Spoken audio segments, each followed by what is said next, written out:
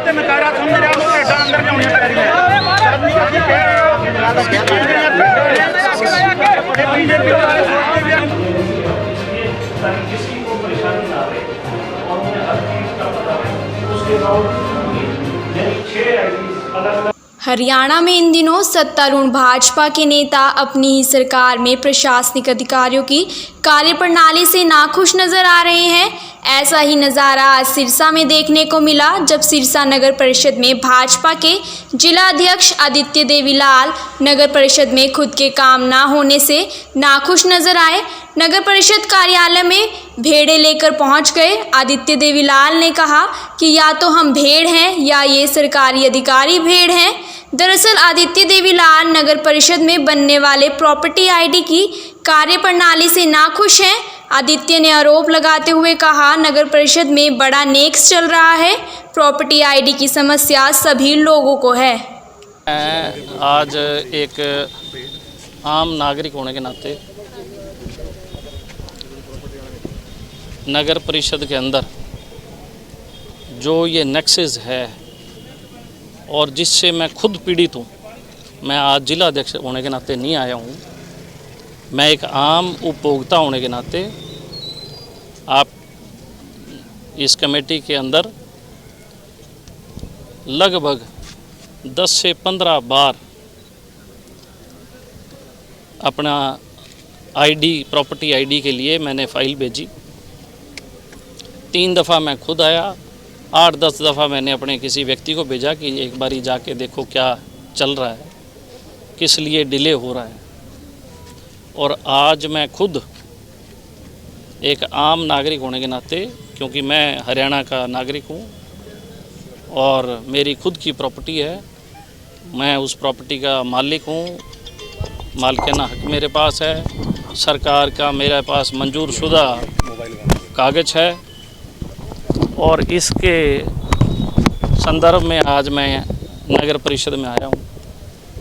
इनसे बड़े प्यार से प्रेम से इस बात को जानने का मेरा हक है कि क्यों प्रॉपर्टी आईडीज़ लोगों को भी परेशानी हो रही है। जिस प्रकार से मुझे परेशानी हो रही है उसी प्रकार से आम जनता का क्या हाल होता होगा।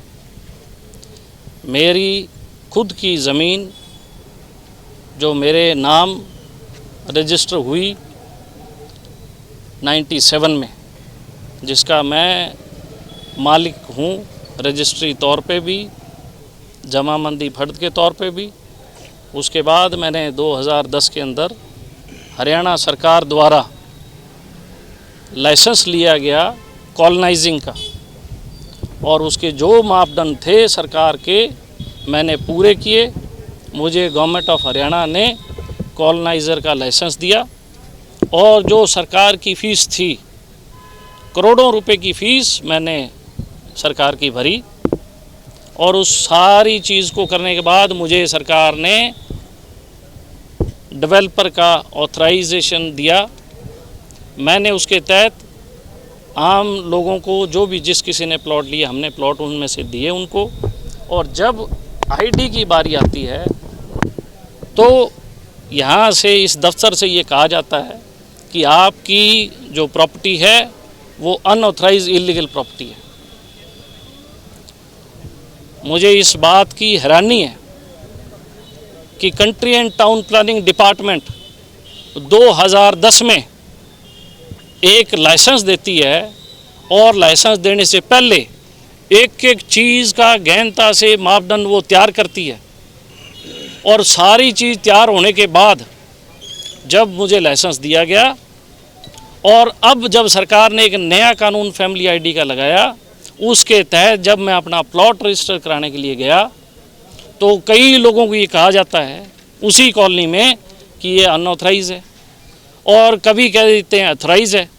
मेरे नाम से आईडी लगाई तो मेरी आईडी पास होगी और उसी कॉलोनी में किसी और ने, किसी सज्जन ने हमसे प्लॉट लिया, अगर उसने लगाई तो उसको ये कहा जाता है ये अनऑथराइज इलीगल है। उसी कॉलोनी में मैंने अपने सारे डॉक्यूमेंट, जब खुद की आईडी लगाई तो सारे डॉक्यूमेंट मैंने दर्ज किए, कॉलोनी का नक्शा दिया, हर पेपर जो सरकारी पेपर था हमने वो देने का काम किया।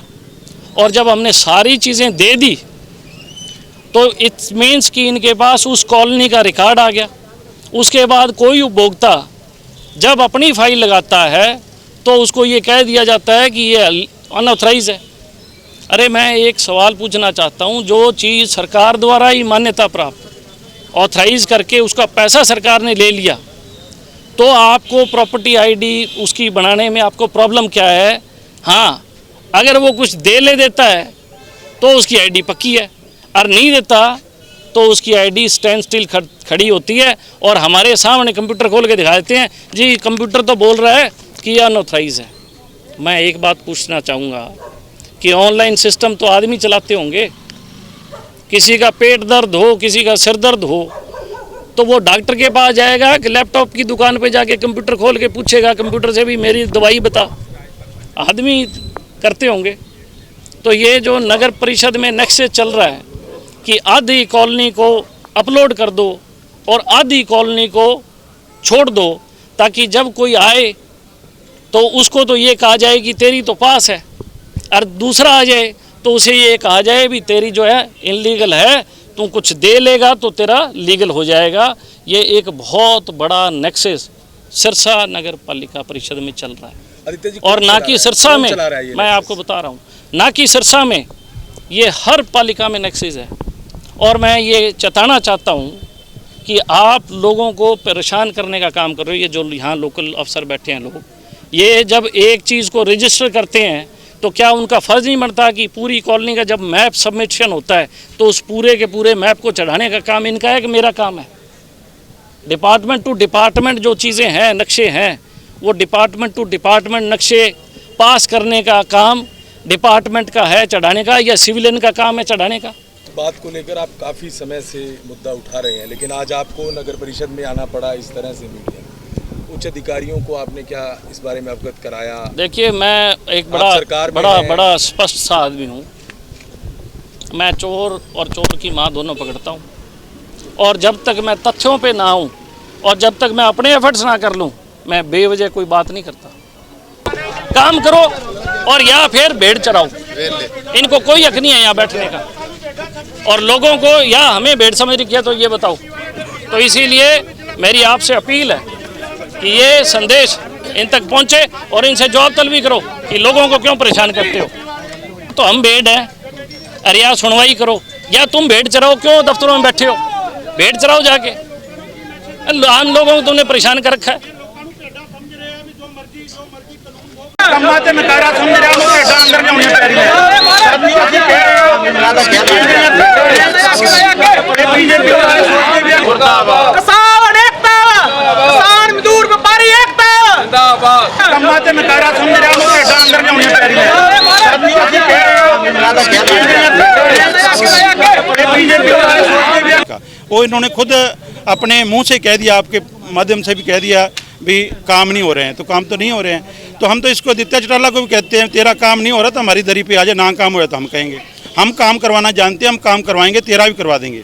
तो अगर देवीलाल का अपने आप को लिखता है ना आदित्य देवीलाल चौटाला, तो अभी शर्म कर ले भी तेरे को भी भेडें लेके आनी पड़ रही हैं, तो तू हमारे साथ आ जा, इस्तीफा दे दे बीजेपी से, किसानों के साथ मिल जा, हम तेरे साथ खड़े होंगे, तेरा काम को रुकने नहीं देते। हमारी आज किसान और मजदूर की आज इतनी ताकत जरूर है भी हम कोई सही काम होगा हमारा तो रुकेगा नहीं। गलत तो इन्होंने करा ही लेने हैं, गलत जो कराते हैं तो भेड़े के बिना भी करा लेते हैं। ये जो इसने कोई गलत काम कराना आदित्य ने, वो तो फ़ोन पे करा लेगा, उसके लिए इसको भेड़े भी नहीं लानी पड़ती।